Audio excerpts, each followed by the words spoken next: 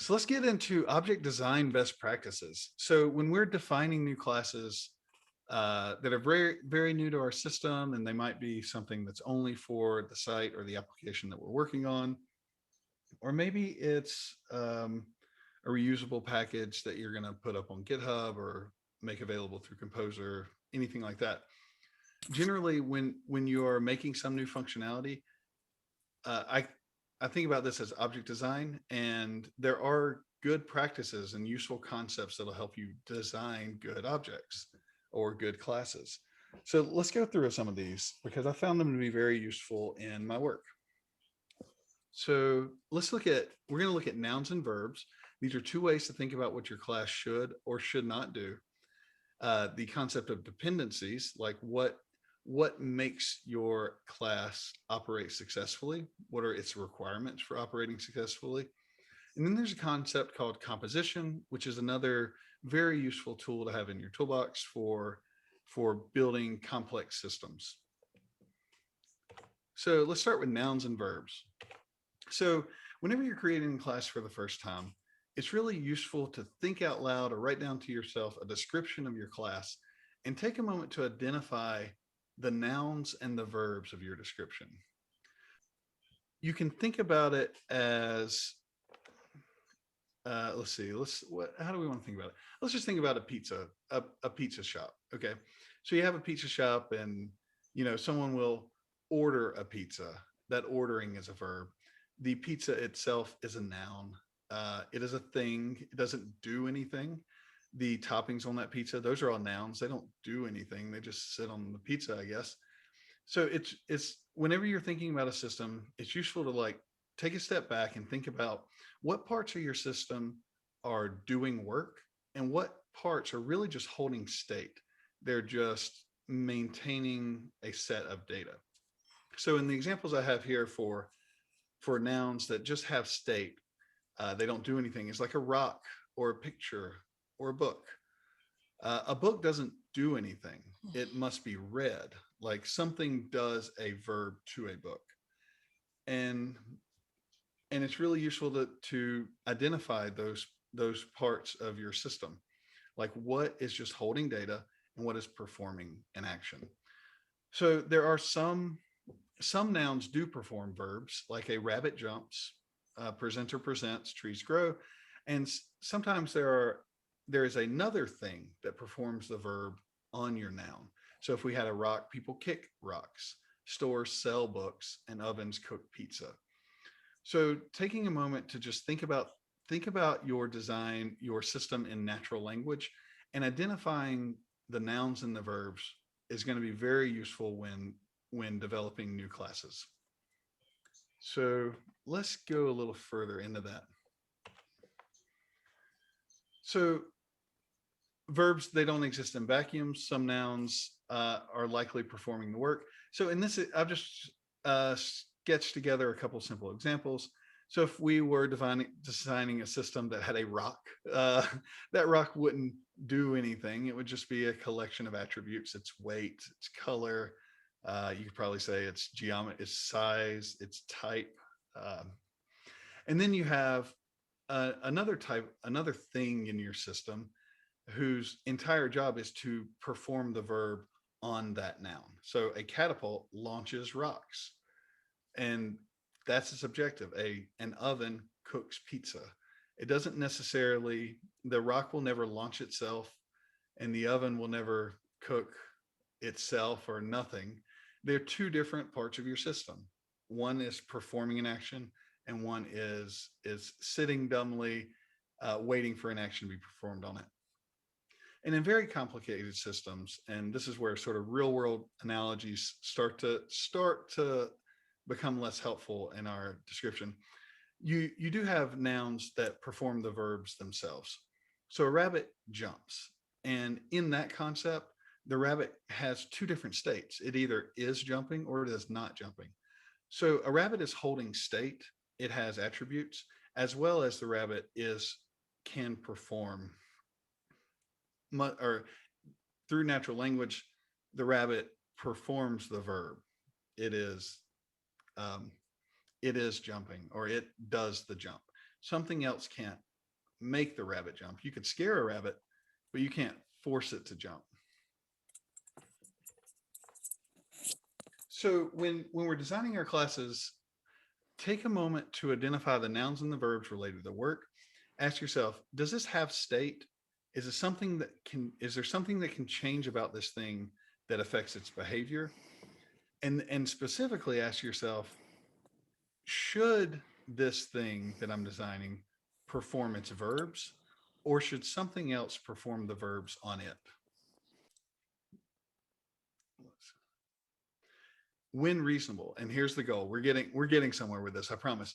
When reasonable, we want to separate our nouns from our verbs. We want to have simple objects that store state, that maintain data, and we want to have objects that perform the actions, that take our data and then save it or send it to something or whatever. We want to separate those ideas as much as possible so that our objects become simple and their purpose becomes well separated.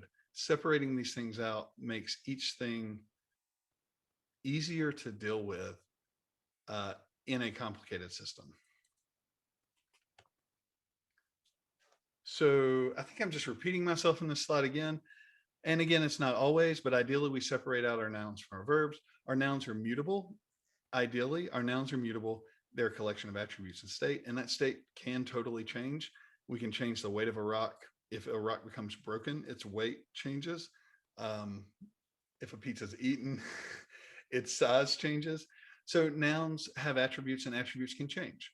And we want to keep all of the state of the system separated from the verbs of the system, the doers. Ideally, the doers, we're going to make classes that we just consider doers. They're immutable. They contain no state, and therefore every single time one of our doers performs an action, it performs the action the exact same way every time. And this is what makes our system reliable. So let's take a look at, so let me just repeat that one time and I'm going to try to say it succinctly.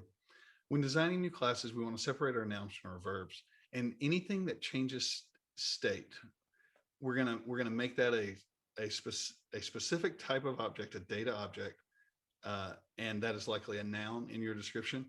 And anything that performs the action, the verbers, the doers, we're going to separate those out, and we're going to keep those as immutable as possible. They don't maintain state, and therefore every single time we use them, they act the same. This is going to create reliability in the system. Okay, so now we're going to change the words, and it's going to become something that might sound familiar in the programming context. So now let's throw out the word nouns, and we're going to call them models. So models are objects that hold data. They optionally can expose some behavior for manipulating the data or retrieving the data, but generally our models are classes that define data objects that have state, they have attributes. Those attributes can change, they're mutable. That's totally okay. That's what they're for. We're going to keep all that data in their own little objects, and we're going to call those models. These are just two simple examples: a book and a person. So a person has a book collection. A book is just a series of attributes. It's got page numbers, it's got content, it's got titles.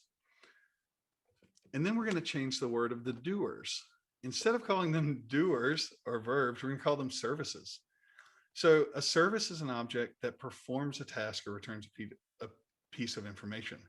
And services should have no state. Ideally, when we're creating a service type of class, a doer, we're creating something that works the exact same way every single time it's used by the system. And we're doing that by ensuring that it has no state. It doesn't have a piece, there's no part of our doer classes that can change, that can be altered throughout the runtime, and therefore the behavior of our services don't change. And we got here by taking a step back when we first started defining classes and separating out our nouns from our verbs. And now we have two words that are super common in programming, and you're gonna, if you haven't heard them already, you're gonna hear them. We've got our models and our services. And this is how you get to what is a good model and what is a good service. Any question on nouns and verbs?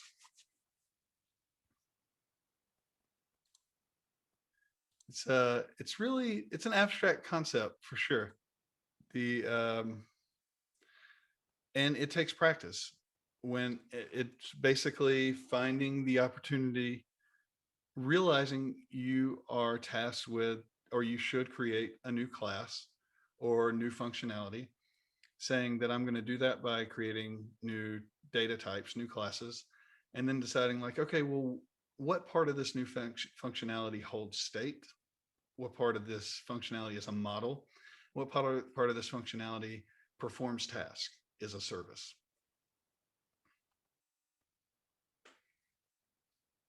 All right, I'm going to keep going. We can always come back. Oh, let's see. There's a question. What if you need to store a state? What kind of pattern should you use? Okay, so if you need to store a state, then what you have is you'll have a class that holds that data. So theoretically, I mean, we're probably all Drupal programmers here. So something that holds state in Drupal is a node. It is a class that holds its title and its body and its published state. It's got all that data. And that data is, that node class gives us access to that data. That node, when it is instantiated by the system, is populated with the data from the database. So the database in this instance is actually holding the data, but the class gives us a programming interface, or a programming mechanism for modifying, for retrieving that data and modifying it. And so you'll in the case of a node, we have a class that is a data model. It is the way that we access the data that comes from the database. And then in an ideal scenario, we have a totally different class that retrieves it from the database and saves it back to the database.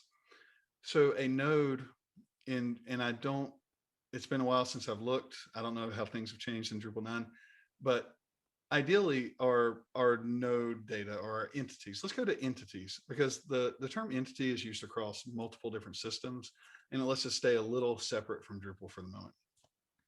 So our entities are what are classes that help us use data. And the way that this entity was created is some other service went and got that data from the database, and then it created a new instance of that entity class for us, like a book.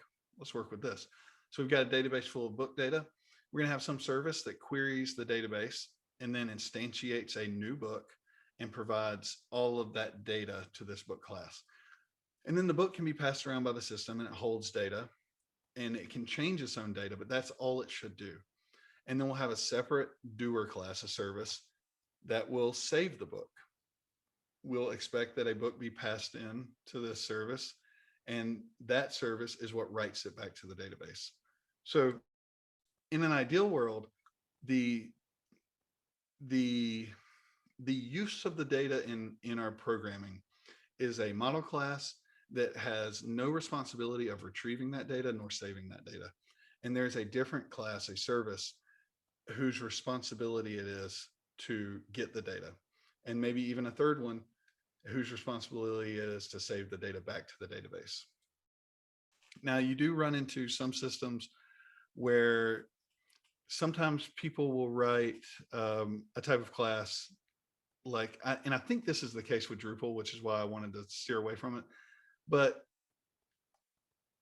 in Drupal, I think you could load a node, and then with that node object, you can run the save method, and then that object is saving itself.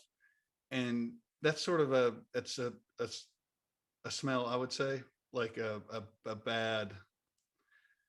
that's a bad pattern, because we haven't separated the concerns of holding the data from communicating with other parts of the system. So if we need to store state, I'm going to try to re-summarize as an exact answer to your question. The question being, what if you need to store state? If you need to store state, make a new class whose job it is to store that state. Or the problem here is the word store means two different things. You're going to make a class whose entire purpose is to hold data, and that's all it does. And then we're going to make another class whose entire purpose is to fetch the data from the database or wherever it is located or saved to, and a class that's entire purpose is to save that data. I hope that answers the question. In that example, library is the service. Yes, in this example, library is a service class. All it does is perform actions on books. Like if you notice, the library has no properties that can change the behavior of the way this class works. So this is a doer. Okay, thanks. So let's go into composition, the concept of composition. Awesome. So the concept of composition is really useful, and it'll come up in some of the patterns we talk about later. Composition is the idea of assigning an object to another object's property. We're building more complicated objects out of simple objects. So that's pretty simple, or it could be considered simple in practice. And let's take a look at this, just moving. We're going to keep moving right on with this pizza example, and one day we'll get to the real world. But for now, a pizza works great.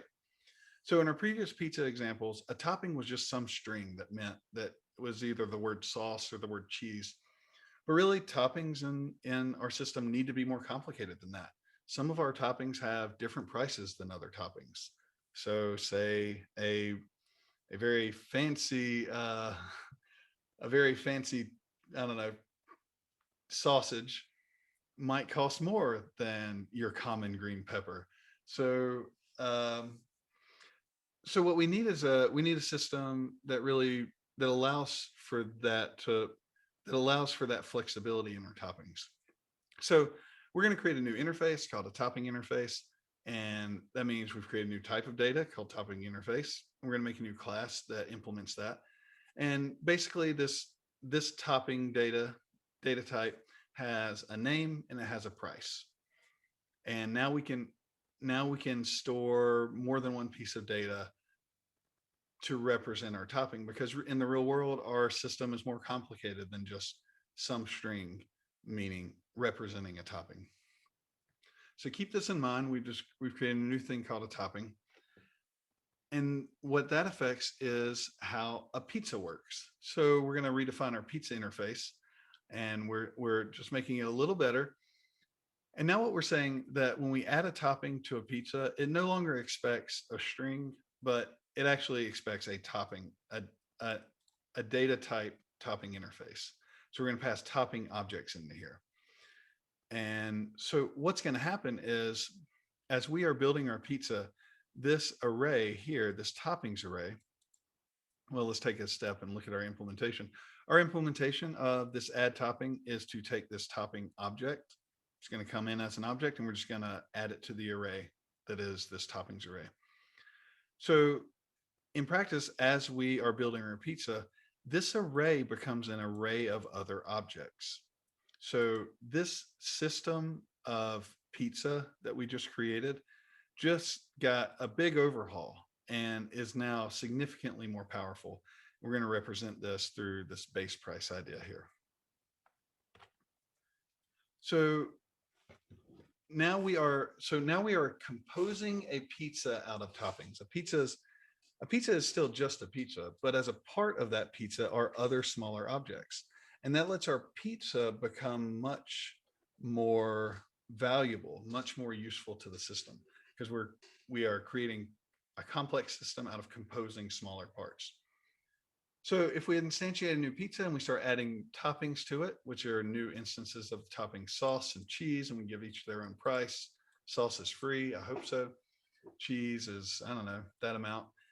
And now our pizza is made up of not just a list of strings or values, but each of these topping objects has functionality. It has data about itself. It can be adjusted. It can be compiled into the price of our pizza.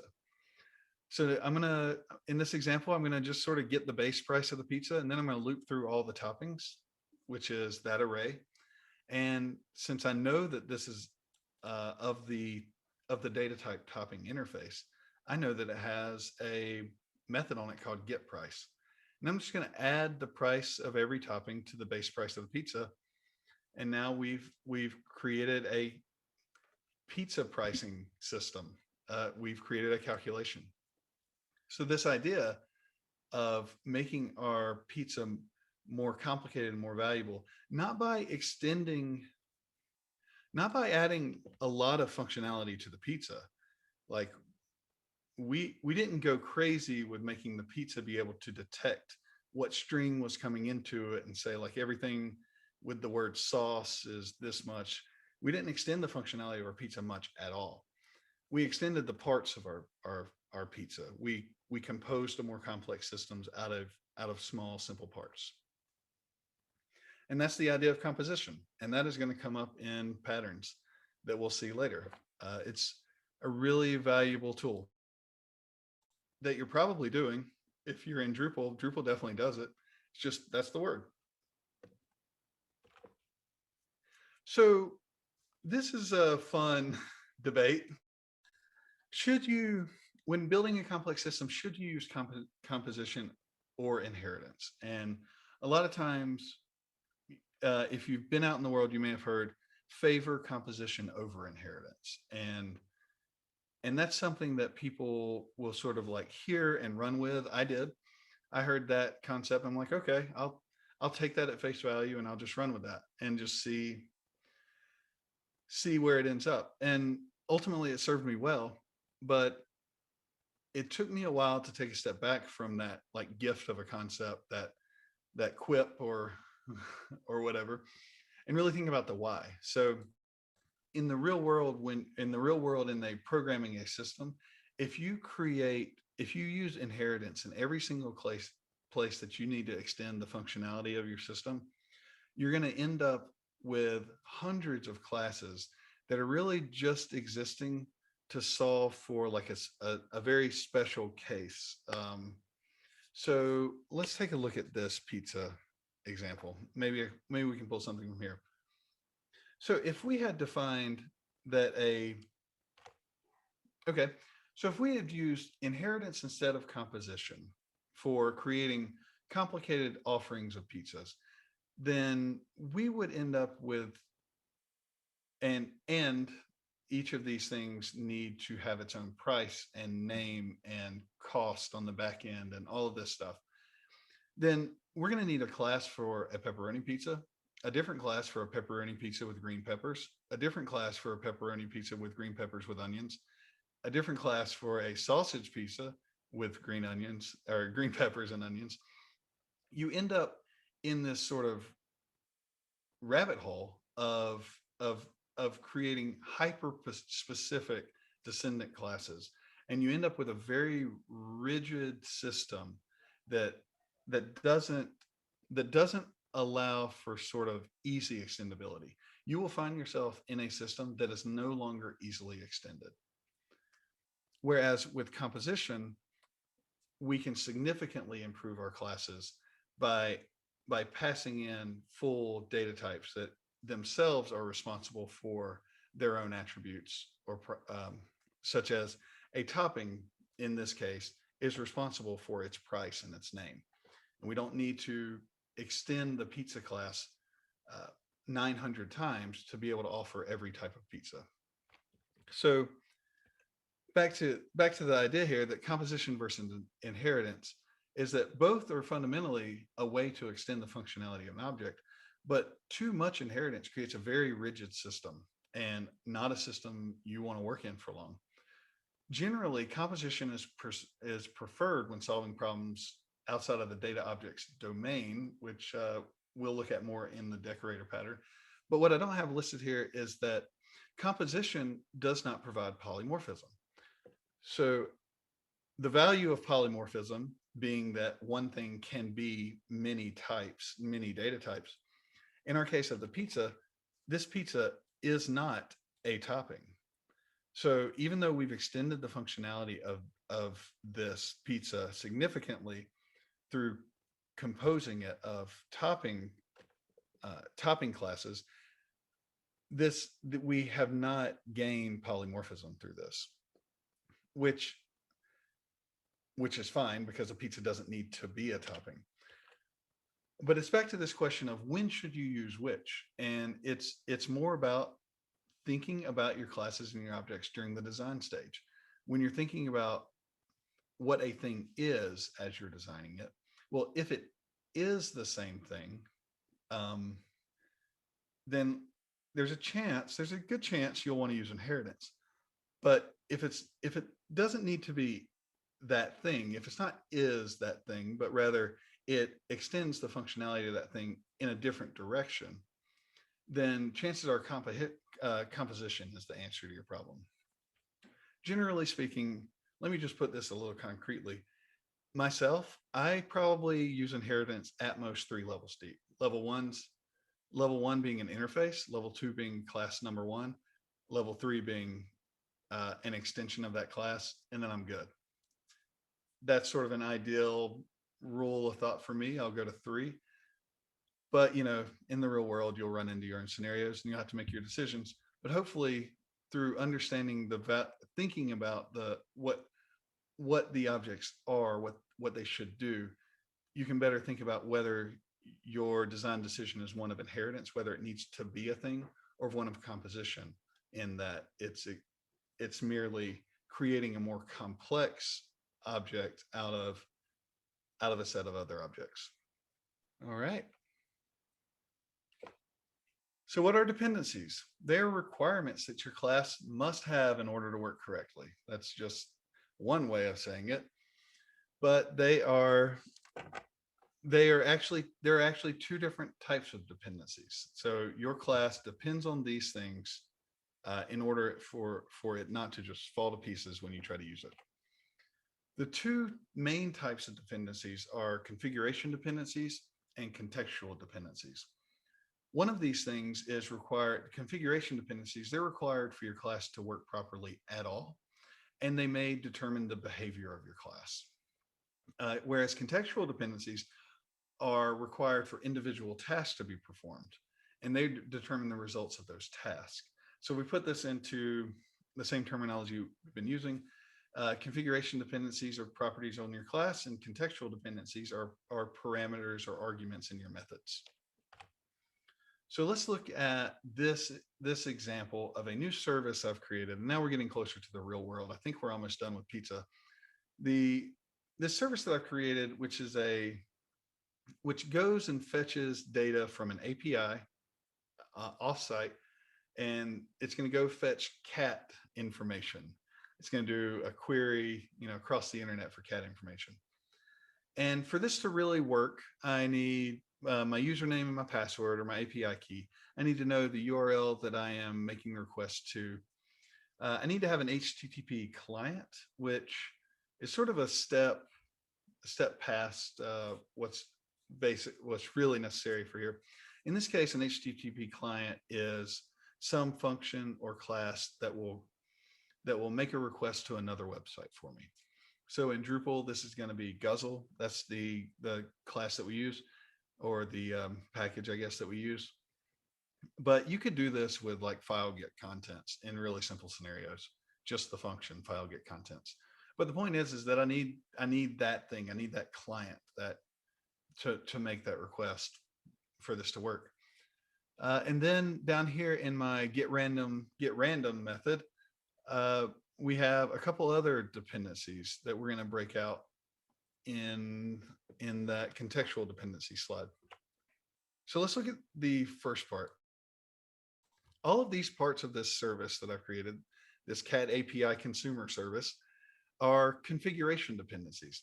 They determine whether or not the class works at all and how it works. So the username and the password are fundamental requirements for this to work, this class. Otherwise, it just is going to fail every time. The base URL is sort of determining how the class works. Theoretically, there could be a different cat API, and we could query it with a different set of credentials. So it's sort of but it is a configuration. If we don't have this base URL, this API, domain, then this service can't possibly work. And also we have this HTTP client, which which is going to perform the request for us. And here we've just sort of defined all of this right on, right, all these values are just like right there defined at the top of the class. And we're going to instantiate, we are instantiating a new client, HTTP client instance here in the constructor. And what I've done is I have made all of, I've hard coded all of the dependencies of this service, either as properties, or I've very tightly coupled my code to this HTTP client class. That HTTP client, that exact HTTP client class must exist for this to work. It must exist at the exact time that my new service is instantiated. So what do we want to do? Well, we don't want to do it like this. Instead, what we want to do, oh, actually, I think my next slide is, let's look at the contextual dependencies. So in this method of getting a random cat picture or whatever we're getting, we have some dependencies that are some dependencies of the context of this task, this performing of the get random method. We have the endpoint for this this API is defined, it's hard coded right there in the get random method. And we even have the exact query that we're making also hard coded into this get random method.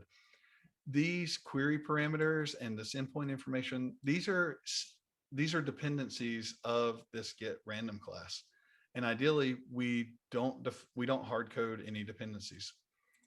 And the reason that we're calling these a different thing, that we're calling these contextual dependencies, are they change how this method operates, not whether or not the entire class functions. So what do we do about it? So best practices for configuration dependencies are that we pass them into the class constructor. So now rather defining all of our credentials as just hard-coded properties on the class and instantiating our client in the constructor, instead what we're going to say is that we're going to move all of those outside of this class, and we're going to pass in the values to the constructor when this class is created. So we're going to, in this case, I invented a new class called credentials. It just stores username and password. It does not exist. I would write another class for that, but I think we've written enough simple classes. Imagine that we have a new data type class called credentials. And this is a simple data object. All it does is hold data. It performs no verbs. So we're going to create a new credentials object, and we're going to create our new HTTP client outside of the instantiation of our class. And then we're going to pass those into the constructor of this cat API consumer service. Now our cat API consumer service is not coupled to another class existing in the system, or the constructor is not coupled to a specific class existing in the system at the instantiation of this API consumer. It's also not hard coded with credentials in the class. I've moved all of its configuration dependencies to outside of the class, and I pass them all in during the construction of the class. And the reason we pass them in during the construction are that they are dependencies. They are required. What purpose is there for us to instantiate a version of this API consumer that is not ready to be used? No purpose. So they are all required parameters in the constructor. So best practices for configuration, you pass them in, you pass values and instances of other classes in the constructor. And so you can see here, like, this is composition. We've created two new types of classes, and we pass them into our API consuming class. And now our API consumer class is more complex and better by being composed of smaller, simpler things. With contextual dependencies, it's best to make them parameters on the method. So rather than hard coding the exact endpoint into the request inside of the method and the exact query. All we did, we just sort of moved them up one level. So we said that when you're running this method, you can choose the endpoint and you can choose the query. So now this method is no longer dependent on anything hard coded inside of it. The configuration of the class is already set up because we passed the credentials object in during the constructor. And so whenever we run this, our authentication is going to work because we do have a working credentials class. And there's nothing about this class is simple. There's nothing about this class that's hard coded to any specific result. And here's an example of just using it down here. We changed the method name to get because now it doesn't just get random, it gets whatever endpoint we want. And so we pass our contextual dependencies into the method at runtime when we need them.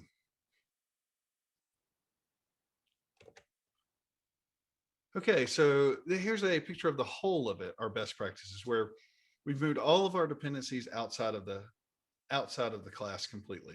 Now our service is like nice and clean and ready to be used by anything. If it ever exists, it is ready to be used because it must have credentials and it must have an HTTP client, or else it could not be instantiated. And whenever we make use of it, we can determine the outcomes we want, the results of our task or the behavior as at runtime, because all of the dependencies of our methods have been moved to parameters. So this idea of moving your dependencies outside of the class has a different name. I'm calling them dependencies best practices right here, but actually the name that we almost always call it is dependency injection. And this is a tweet that I have thought of a million times in the past 4 or 5 years. But so I'm just going to read it. If dependency injection was referred to as passing stuff in, nobody would care so much. Yes, thank you, Aaron. He has simplified this jargon, dependency injection, into a concept we all get, just pass stuff in. And in doing so, we don't even have to think about dependency injection as anything fancy at all. It was actually a really simple concept that was hidden behind jargon. But now you've just learned dependency injection. There's nothing magic about it. It's merely the concept of moving the requirements and the dependencies of your class and of your methods outside of the class or methods itself. So what we just did was dependency injection. That's it. You've learned it. Anybody have any questions about dependencies or dependency injection? Because from here we move on to patterns.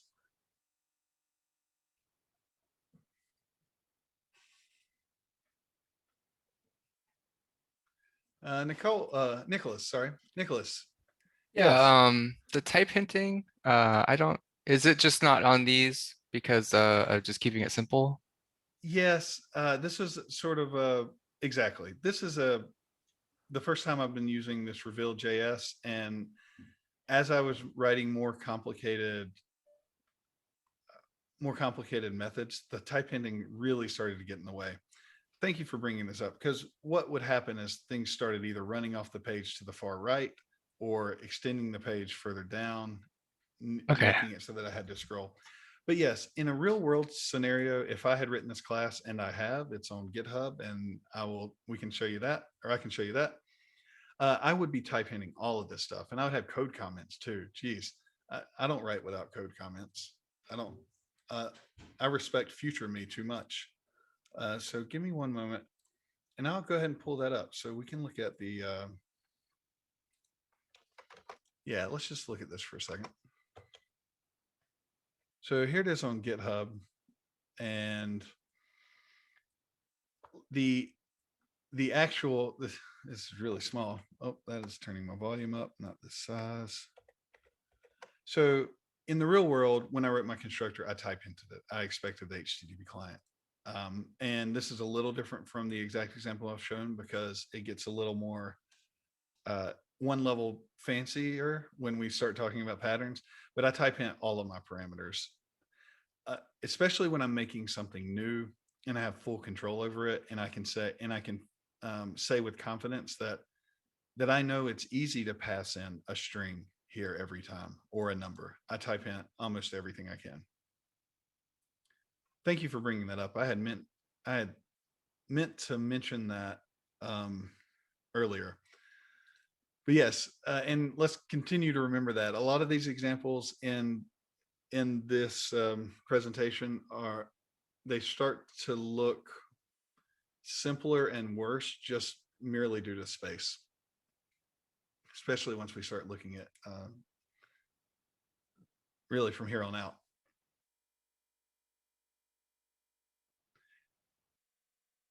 Any other questions about dependency injection or really handling your dependencies, which we call dependency injections, moving your dependencies outside of your class?